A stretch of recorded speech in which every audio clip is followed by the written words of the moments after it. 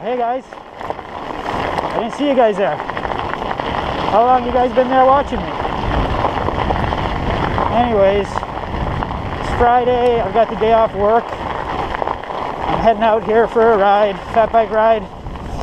Should be about an hour and a half ride. I'm supposed to start the ride earlier. I think it's after 3 now.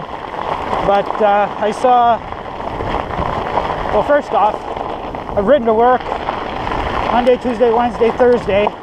So I've been on my bike before 7 a.m. every one of those days. And it's been in the minus 20s. So excuse me for wanting to sleep in a little. Not have to ride so early in the morning or in the morning at all. And then secondly, so I was going to start my ride around 1 o'clock, but then on Netflix, the Avengers Civil War came on there today in Canada. So I started watching that. I delayed my start of the ride. Still not finished. I think there's about 45 minutes left in the movie. I'm enjoying that, especially the Spider-Man as Spider-Man's supposed to be, a 16, 17-year-old kid, not college-age kid. But Spider-Man's awesome in that. And Black Panther is a cool character, cool outfit. So we're just going to head up the current river and go to kind of the end of one of the main trails. The trail actually keeps going, but it's pretty much impassable by bike, even by fat bike, just on foot. And so pretty much where the trail ends, there's some really nice rushing rapids and waterfalls. So take an Instagram photo or two there and then turn around and head back. So as you can see, there isn't very much snow. My last video a couple weeks ago, we had a decent amount of snow, but then it got warm again and almost all melted in the city and near Lake Superior. There's more snow if you drive 30 minutes outside of town, like substantially more snow. But Lake Superior keeps things warmer because it's such a large body of water. It keeps the temperature warmer near it, so they get way more snow out there. And sometimes it'll fall as rain here. It'll be snow 30 minutes from town. But the further into the trail we get, there will be more snow because that's protected from the sun and the lake. And we're also moving away from Lake Superior. But the snow's sticking around because it got really cold. So like I said, we're hitting the minus 20s overnight. This is one of the warmer days now. There's a warming trend coming. It's about minus 13. Well, my Garmin says minus 12.2 right now. And that's because my Garmin was inside the house. We've only been riding for 13 minutes, so the thermometer on it is still cooling off. So I'll give you an update later on what the temperature is. Right now we're in the LPH, behind the LPH. It's a parcel of Crown land. There's some trails on them. Trails are nothing special, but I can get here in less than 10 minutes from my house, so I come here to ride at night quite a bit. It's a safe place to ride, and it's certainly more fun than riding a trainer or doing Zwift. It's real riding. I brought 3 batteries with me. Hopefully they survive the whole ride because I went a long time there where I didn't make videos, so I wasn't recharging the batteries or keeping them topped up. So all my batteries have lost some of their life because of that. They've been damaged. They're sitting so long. This should be about an hour and a half ride, so hopefully we have enough battery life for all of that. I have 3 batteries, 1 actual GoPro branded battery, and then 2 Chinese knockoffs, and well, from my experience, I'd say there is a difference in terms of quality. The GoPro has seemed to have taken less damage from sitting for a long time.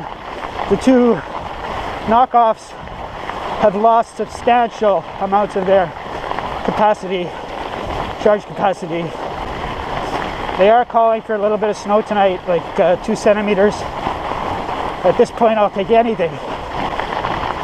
Part of the reason I want more snow too is I got new studs. So the two side-by-side studs that run down the center of these Dillinger 5s, I got them replaced with brand new studs. So that was an investment, really, because the studs work out to be at about $1 each, and it's about $80 in each tire. But they should make a difference, because the main studs down the middle have lost substantial amounts of their sharpness. Like, you just, by hand, when you touch them, compared to the knobs on the side of the tire, is a massive difference in sharpness. But now they're brand new. And when I rode home, like, I dropped the bike off at my dealer and got them to do it. My coffee break, I just rode over there because it just takes a few minutes to get there. And I picked the bike up at the end of the day. Wow, what a difference it was in noise. Like,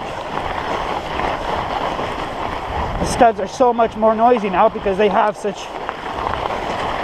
much sharper cutting surface that you just get even more noisy on pavement.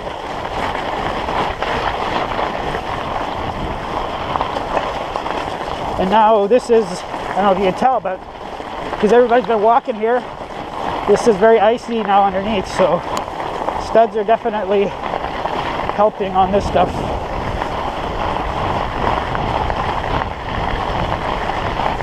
I'm the kind of rider that basically, once winter starts, I put on studded tires and I don't take them off. Even, you know, once you get into midwinter snow conditions, for most of the trail riding, you don't really need studs.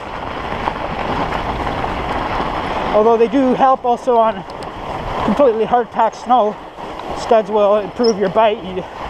So it's not just on ice that they can help. But also, I live riding distance to the best trails in town. So basically, I never drive to the trails. I always ride to them. And that means I have to do some urban riding. So even if you don't need the studs, once you get into the trail system, you know, urban riding, you're almost always going to find a scenario where studs are going to help you. So I just leave them on all winter. So once I replace these, it'll be with another pair of studded tires. So we're leaving the LPH property. We're just about to head into another trail system. Some more double track trail that's become almost icy. Well, it is icy underneath.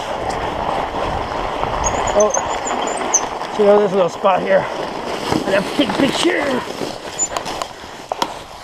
A little bit of ice falls type action. I don't have time to dilly-dally because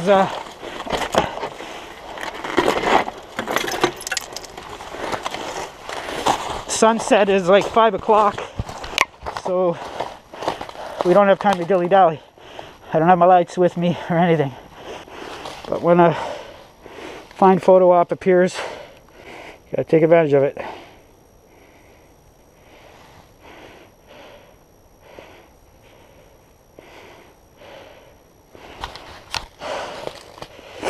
I'm going to put this into airplane mode or flight mode or whatever to save on my battery.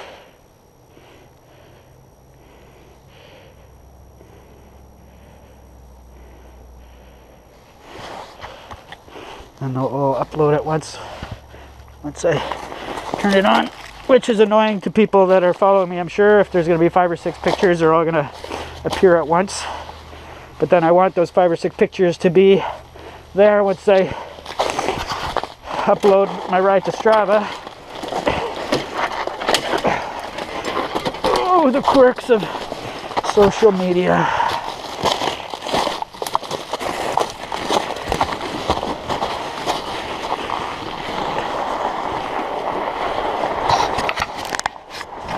Probably won't take another picture until we actually get to the falls,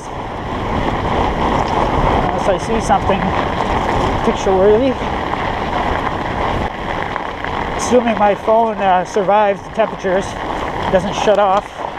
Carrying it in a back pocket, so it's sheltered from wind chill. And I've got it in a neoprene cell phone pouch, and then like just a cheap sunglass bag around that, so should keep it warm enough that it won't shut off. It's one problem with winter fat biking and real cold is take your phone along to take pics. You take your phone along for making an emergency call if you need to, but if your phone gets too cold, it will just shut off. I had that happen 2 winters ago. I was in a ride with someone and there was a medical emergency, and took out my phone to make an emergency call, and my phone would not turn on. It was too cold. I had to ride a kilometer or so to somebody's house and start banging on their door, ask if I could use their phone. They were super awesome about it. It was seemed to be a stay-at-home mom, and they were fairly far out of the country. She was awesome about it.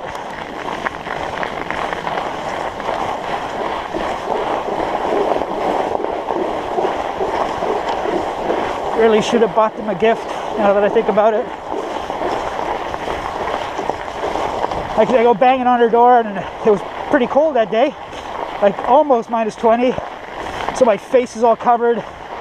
I only have a slit for my eyes showing. So here's this person in a slight panic, panting at their door because the medical emergency involved my brother.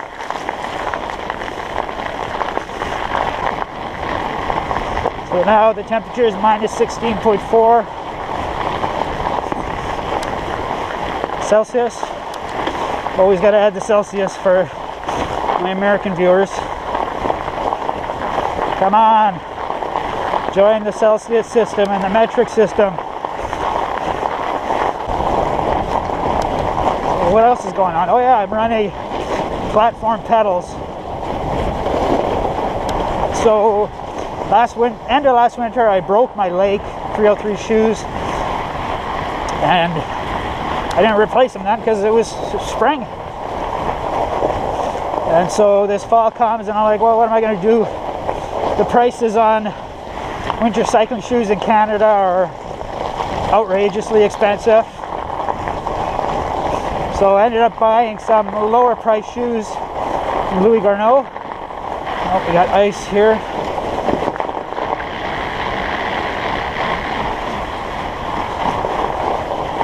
They were, what did I pay for them? Around 250 bucks, which I guess in Canada is cheap for a winter specific cycling shoe. But it's not a hardcore shoe. It's not like a -20, -30 shoe. And I used them for a while, yeah, and they weren't bad. But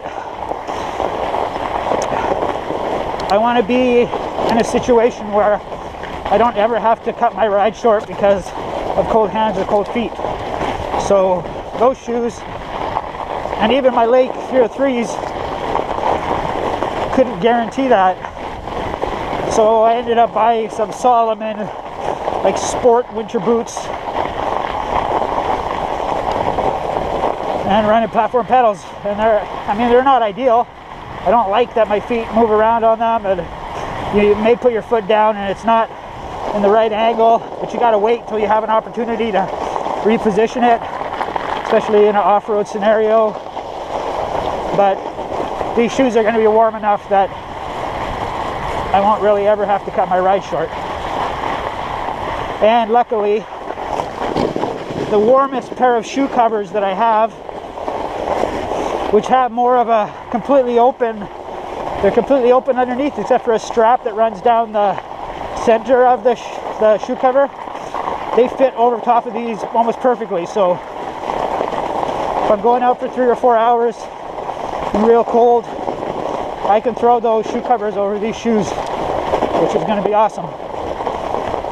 And because it's open in the bottom, you know, the rubber sole on the shoe is going to be able to grip the cleats, the studs on the pedals, the metal grip studs.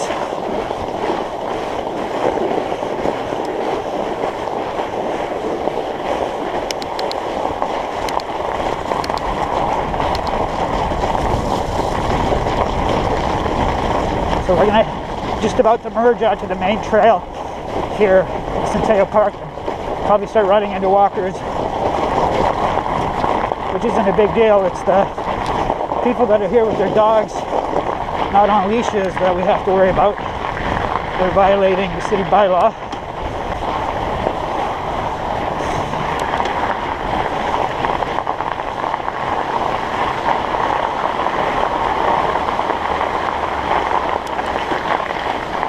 We're going underneath the Trans-Canada Highway.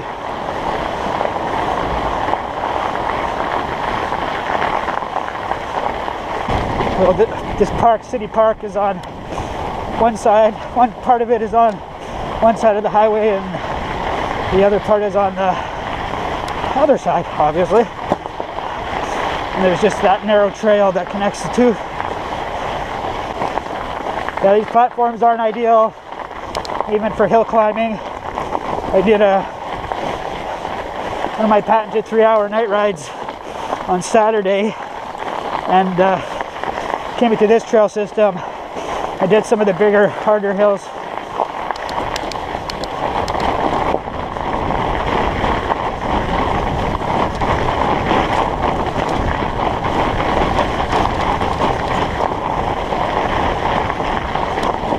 Yeah, and I couldn't ride all of them. And I'm fairly certain if I had cookless pedals, I would have been able to ride them.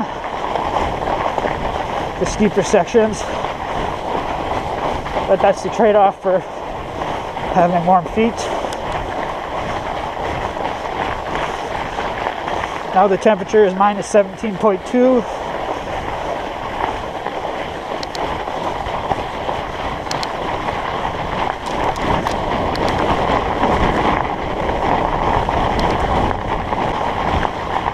Yeah, so I got the new studs on this, which makes me less likely to use this bike for commuting to work. So I've invested, now with the price of these tires when I bought them, which, probably paid almost $500 for the pair a few years ago. And now the investment in these studs, I don't want to them to dull super quickly. So for the vast majority of my riding to work, I will use my Krampus with 45 North nicotines, which are also studded, but they're substantially less expensive than these tires. And for the majority of the riding conditions I'll deal with, nicotine will perform admirably. And I'll just pull this out for my commute on extreme days, so extreme snowy days where the Krampus would have problems. So I'll save these tires mostly just for having fun, like today. And today's a day where they're making a difference because you can see all the iciness underneath.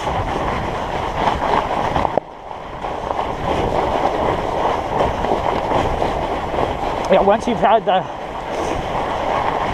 confidence and control that studded tires give you in the winter, I don't really ever want to ride without them.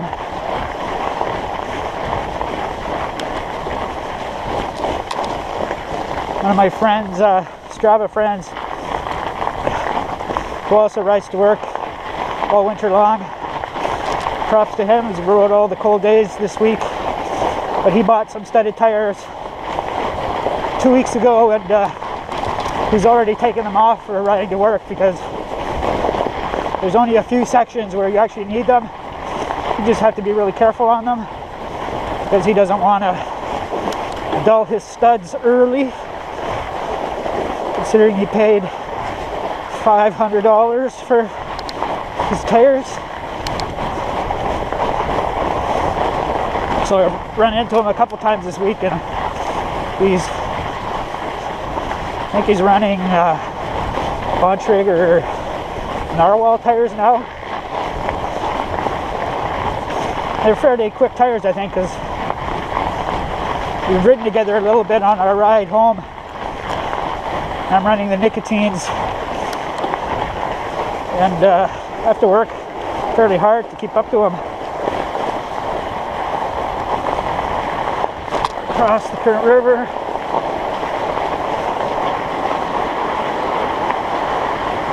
So we've only seen 2 hikers in here, so hopefully that's a sign we won't see many more. Anyway, we're going to stop and take a picture of those rapids because it's beautiful.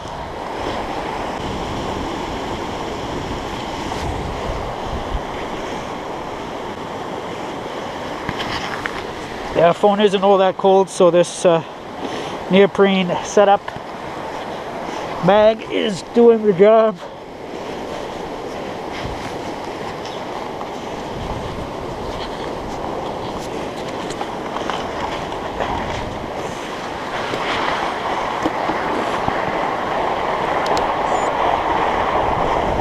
Yeah, we got a steep section here, steep rocky section to deal with.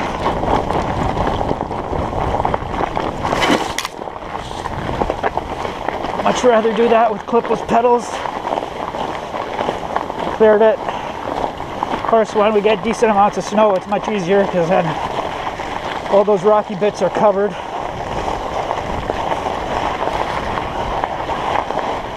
That's one good and bad thing about winter fat bikeing, is it actually becomes less technical because the obstacles get covered with snow. But then it opens up areas and sections that weren't at all rideable, become rideable, so you can get to places which you cannot get to in the summertime.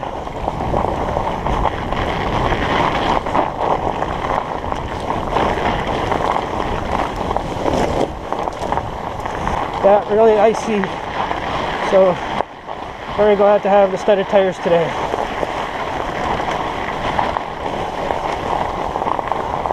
Hopefully that snow comes tonight. They're saying 2 centimeters. I'll take anything we can get at this point. Especially when it's freaking cold. It just sucks when it's cold and brown.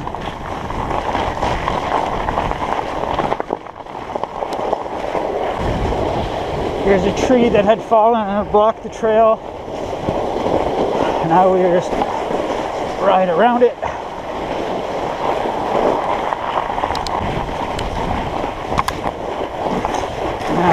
Human footprints, frozen human footprints. Worst thing to fat bike over.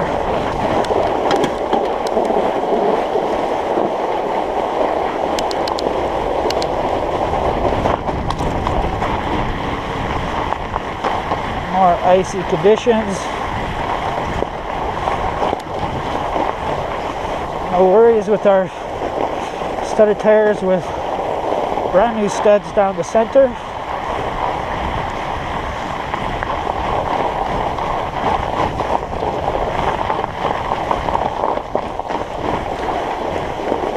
So this is Trans-Canada Trail and was officially part of a snowmobile trail network. I don't think it's part of the snowmobile trail system anymore. But snowmobilers still come through here. We see a quad has been through here. So we haven't seen many walkers because it's a work day and it's fairly cold. But I mean, this is Canadian North, and if you're going to live here, you either stay indoors or you just head outside, because this is what it's like out here. So most people aren't afraid of the cold. So more snow here, you can see in the woods.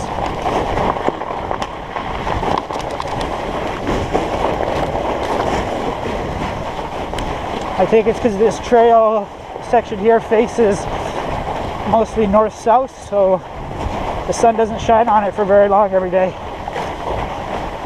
Just a few hours, if that. Been out for 42 minutes. Might be more than an hour and a half. But we're heading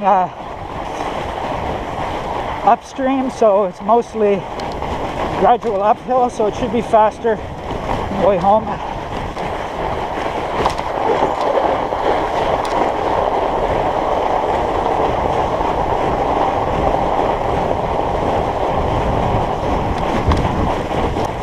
So we had a storm here, our first real winter storm. It was also high winds, like 60-kilometer-an-hour gusts. So we're about to head into the Cascades. There's lots of trees down. Most of them got cleaned up, but then I guess because lots of the trees got damaged by that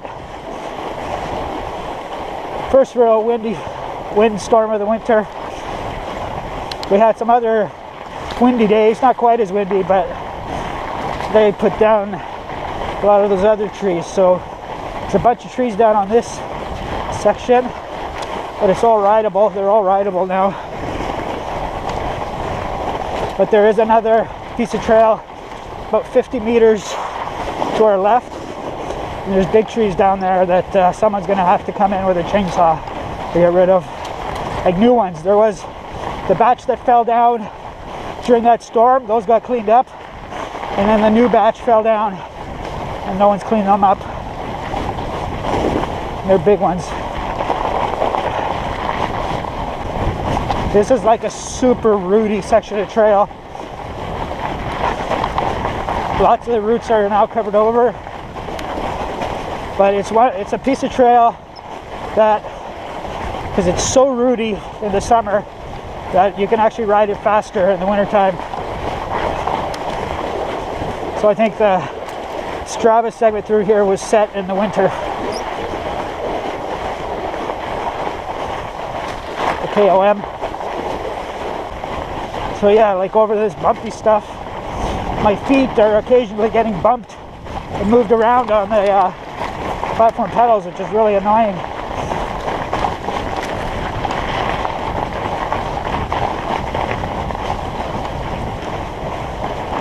So probably going to buy, I think they're called Why Not straps. I'll put a link to them in the description. So it's like a really thick 2 to 3 inch wide strap that's designed to go on like off mountain bike platform pedals.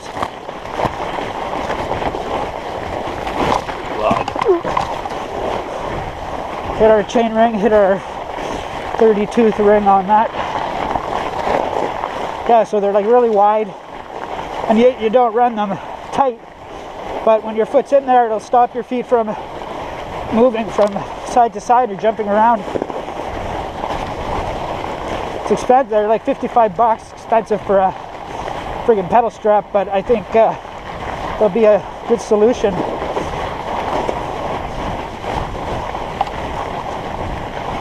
I'm gonna buy one pair, try them, and because I'm running platforms on this fat bike and I'm running platforms on my Krampus. So if I like them, I'll buy a second set and have them on both bikes. They're not even marketing them or targeting them for fat bikers. It's more of like a hippie city culture, use them on your fixie type company. I think they're, well, I guess I should state my opinion to actually try them, but I think for platform running fat bikers, I think they're probably a good idea. They're missing out on marketing to that market, but I won't know for sure until I try them. So we're taking a slightly longer route there because the other route has trees down. So this trail system has, there aren't any big hills, but there's a bunch of short, steep ones. So we got some short, steep ones to deal with, and not sure I'll be able to ride them with platforms. So we'll see. Temperature is now minus 17.9. Might hit minus 18 something. And that's kind of the reason why you follow me on Strava, especially in the winter. Usually every Saturday evening I go try to do one long ride a week, 1 3-hour ride a week, and I come here and do it at night so I don't have to deal with all the people, because a lot of the trail in here in the winter becomes single track, and just every couple minutes you have to stop or slow down. It annoyed me so much that I just stopped coming here in the daytime on weekends. It's a weekday, so even though it's a weekday, I'm surprised I haven't seen anybody yet. But it's a combination of a weekday and the beginning of cold temps.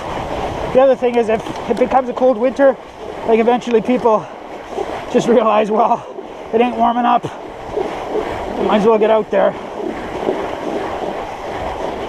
I don't think it's reached that point yet here. It's only been our first truly cold week. One morning it was minus 24.2. I think 2 days later, that day, it actually got colder on my ride home from work. In the morning it was about minus 20. But then on my ride home it hit minus 24 something, which is unusual. Definitely usually the coldest in the morning, overnight. Yeah, so now it's dropped to minus 18.1. So we're moving away from Lake Superior. We're also gaining elevation. Combination of those two things can make for pretty dramatic temperature difference in these parts. So Lake Superior is a cold lake. Like, even in the summertime, rarely is it warm enough to swim in, but because there's so much water, it affects the temperature around it. So it has the effect in the summertime of keeping things cooler, and then the opposite effect in the winter. It actually keeps things warmer around it because there's so much water and it takes so long for it to heat up and cool down. Okay, so here's steep hill. Really, I should take a run for it, but I don't feel like it.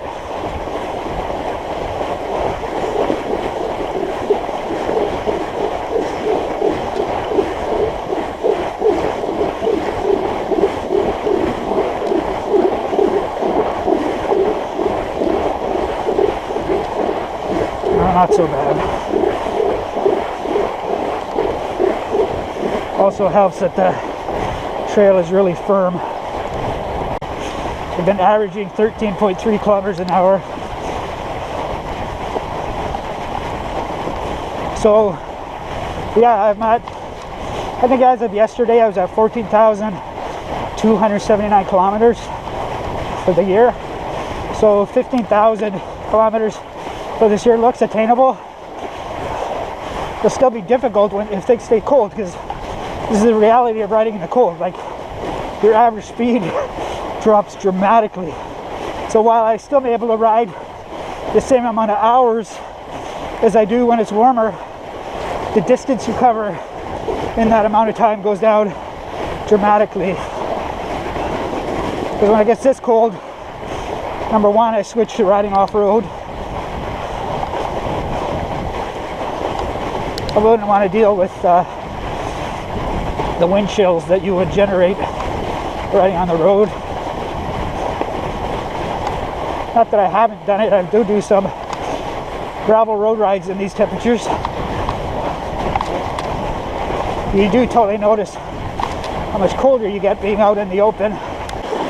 So yeah, that 15,000 is attainable, I think, but it's going to involve potentially a special push. And this week, on my work days, I just rode to and from work. I added a little bit of extra distance riding to work and home, but those are the only rides I did. It ended up being like I was riding like an hour and a half to an hour 45 minutes each day, which isn't bad at -20 something. But I didn't have the motivation to go out for a second ride in the evening. Like this ride probably be maybe about 30k, but I'm gonna go out again tonight. So I got to sleep in today, so I wasn't on my bike before 7 a.m. So I got that mental stress out of my system, having to be on my bike so early in the morning in the cold. Especially when, like I was saying, when it's just brown out, when there's very little snow. Alright, that battery died. I turned it on like about 10 minutes into my ride, the camera, so it only survived 45 minutes. So I've got one of the generics in there now, so we'll see how long that one lasts. Almost at our turnaround point, so you'll be able to see the most beautiful part of the ride.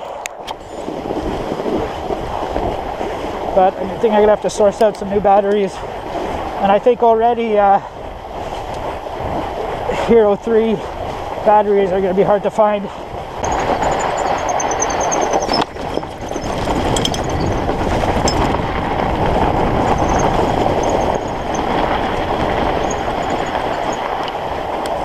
Lift here.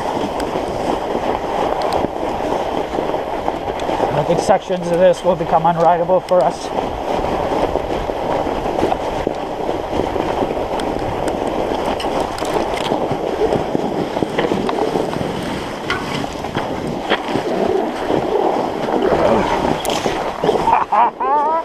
Yeah, fat bikes.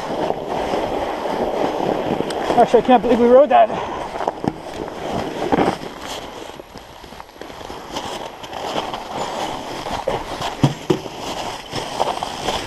This is a swampy place, but we got to go through this swampy place to get to our picture. There, yeah, see it just in the distance.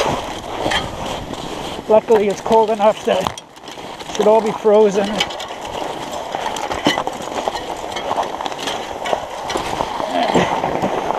Won't have to worry about getting cold, wet feet.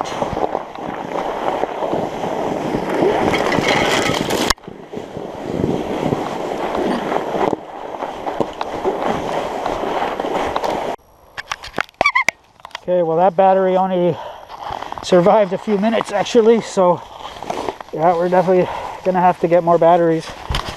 Like I said, I think they're gonna be hard to find here in town in a store.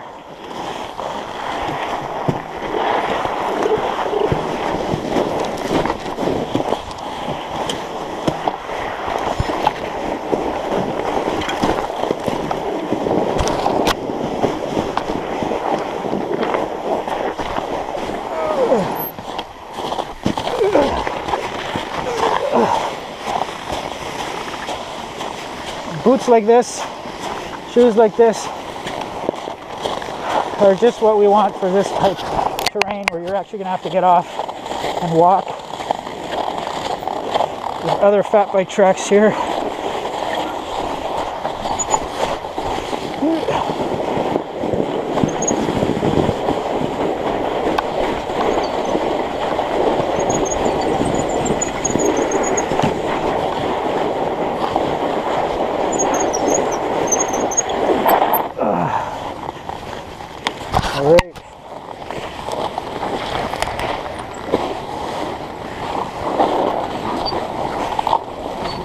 So this is a conservation area called the Cascades.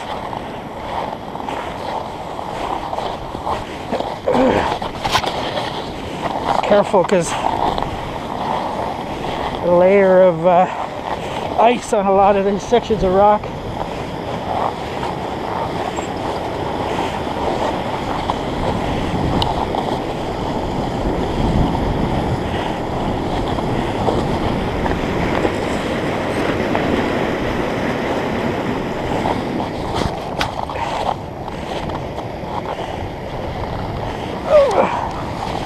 Picture time. So down at the bottom there's a swimming hole where people come here to swim because that's kind of where these initial rapids end.